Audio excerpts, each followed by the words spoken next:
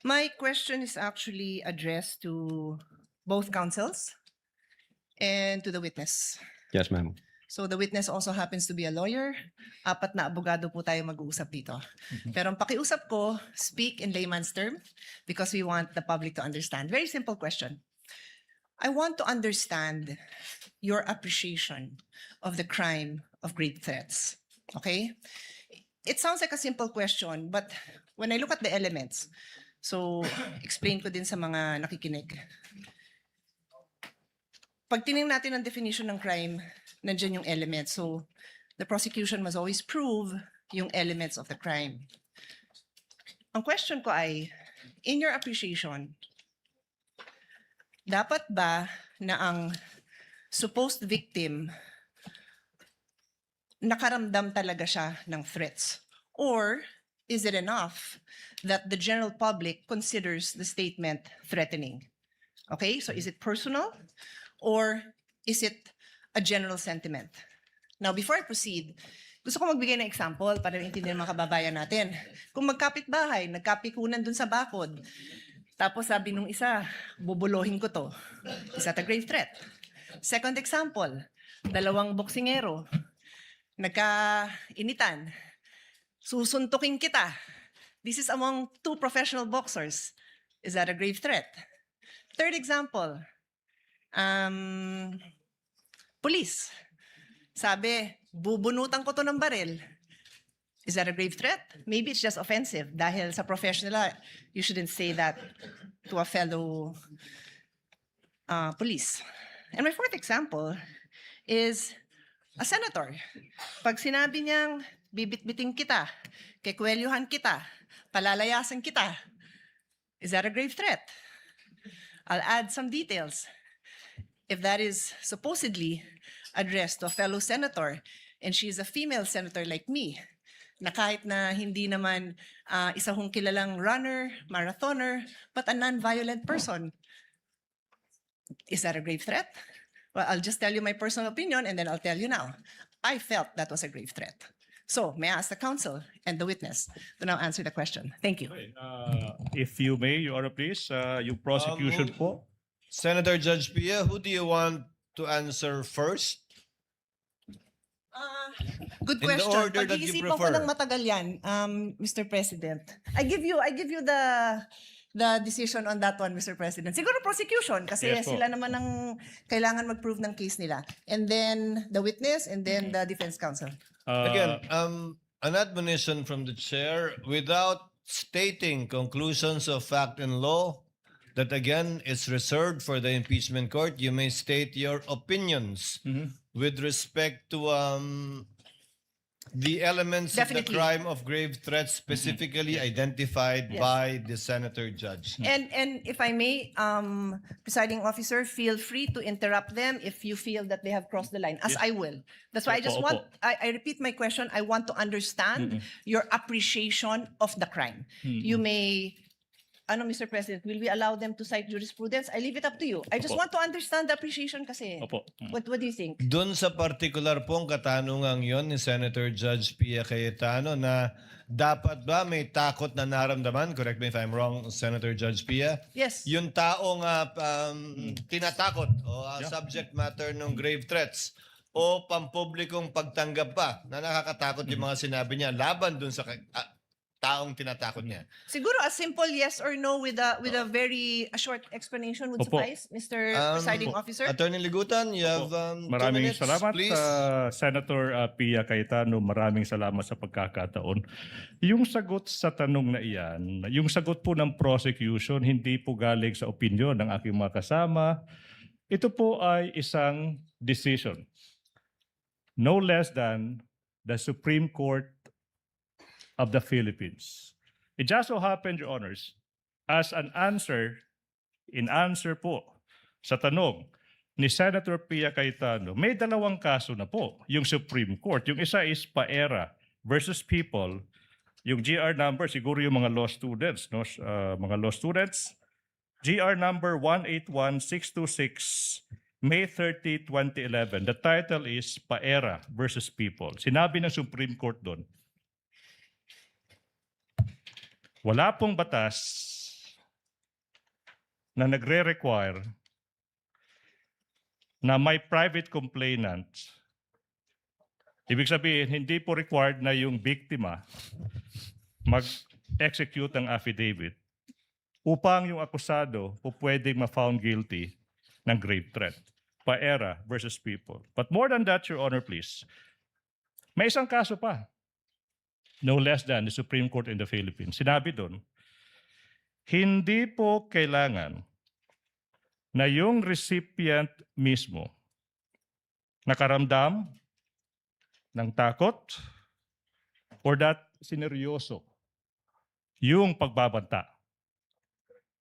Your Honor, to repeat, etong sinabi ng Supreme Court, all that needs to be proven is that they were intended by the accused to have that effects.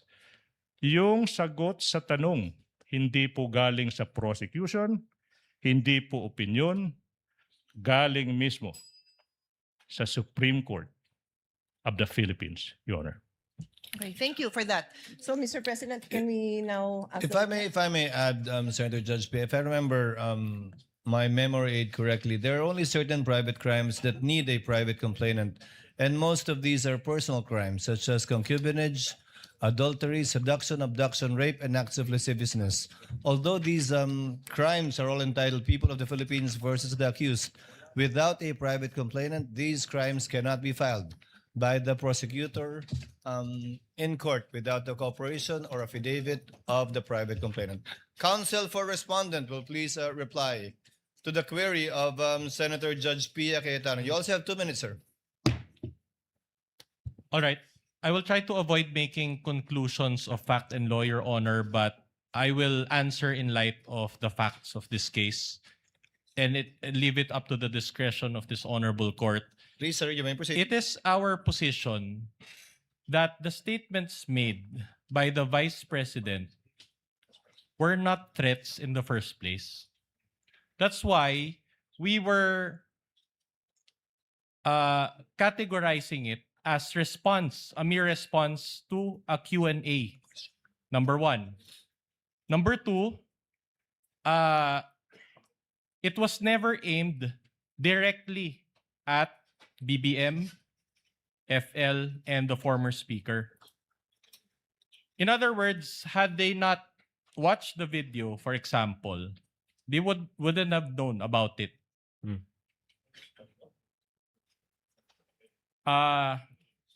So in other words, Your Honor,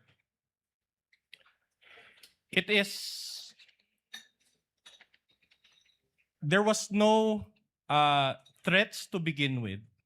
And so even the discussion on the elements is not really applicable insofar as determining the innocence or guilt of the Vice President. That is basically our position. Your Honor. That is one more thing. And practically, we maintain this position all throughout our pleadings. We never referred to that statement as threats. We always say that if at all they were alleged threats. But we referred to the statements of the Vice President as statements, as responses. And even in my speech, that's what I said. It was a response, Your Honor. That would be all, Your Honor. Noted. you. Attorney Lotok, your response to Senator Judge Pia's question based on your investigation. You may proceed, sir. Yes, Your Honor. In establishing, Your Honor, whether or not the crime of grave threat exists, we follow the rule. First, whether there is an actus reus, and then second, whether there is a mens rea. So actus reus, Your Honor, means whether the offender in fact uttered the threatening remarks. We were able to establish that. That's why in-authenticate po ng NBI yung video na kung saan nandoon yung utterances. The test of mens rea, Your Honor, what we did, we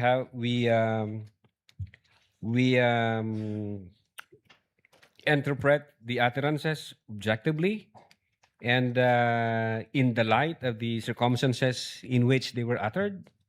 in the manner in which those utterances were spoken, the person to whom they were addressed, the utterances were addressed, the relationship between the parties, meaning the offender and the recipients, and then the reactions of the recipients, whether they treat the utterances serious or real.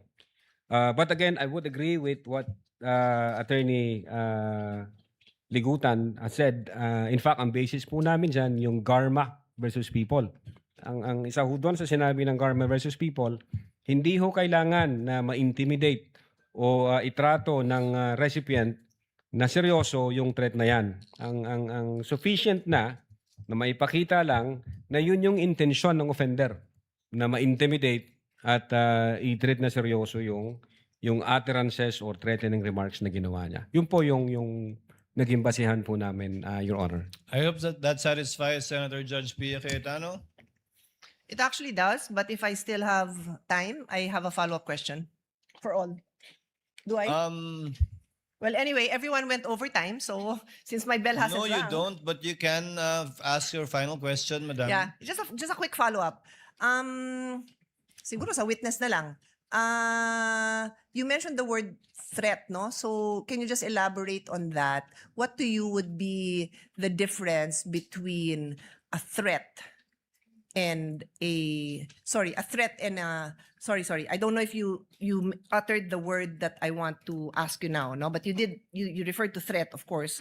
What would be the difference between a mere warning and a threat? I mean, warning on a threat, sir. Ma'am. At what point does a warning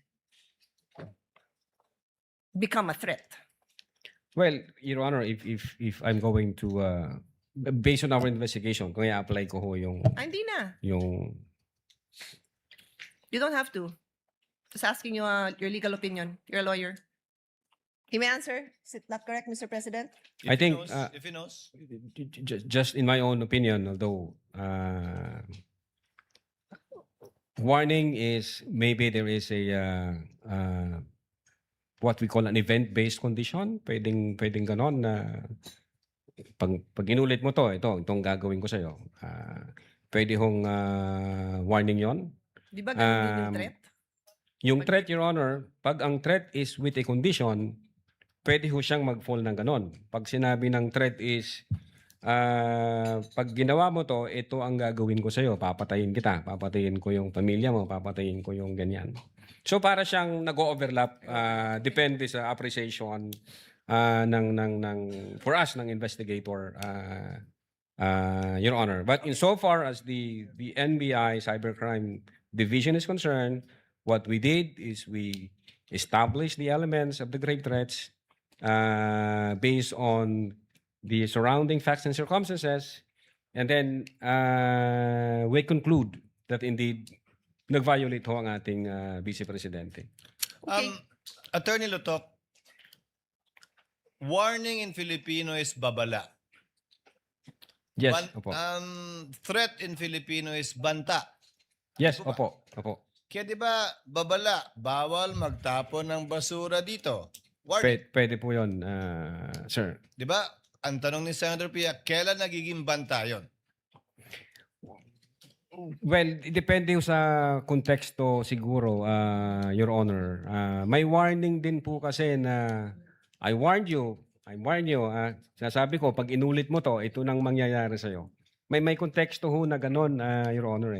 Na somehow nag-overlap siya doon sa elements ng grave threats na conditional, na sinabi na pag ito ang nangyari, ito ang gagawin ko sa'yo.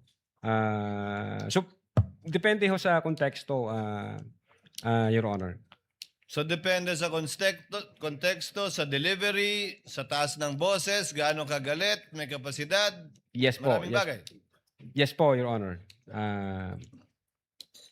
Senator Judge Pia? Yeah, so in other words, Your witness. it depends on the circumstances surrounding the the incident or at the time that Yes, the yes, ma'am. utterance was made. Yes, ma'am. Okay, so laging contextual. Okay, maraming salamat sa lahat. I just want to emphasize na, Mr. Presiding Officer, I posted my question to each of the councils and the witness precisely so that tayo masabihan na may bias, isa lang yung binibigyan natin ng opportunity to explain their side. I really genuinely just wanted to know what their appreciation of the definition of grave threats is. Thank you so much. We thank the good Senator Judge for intervention.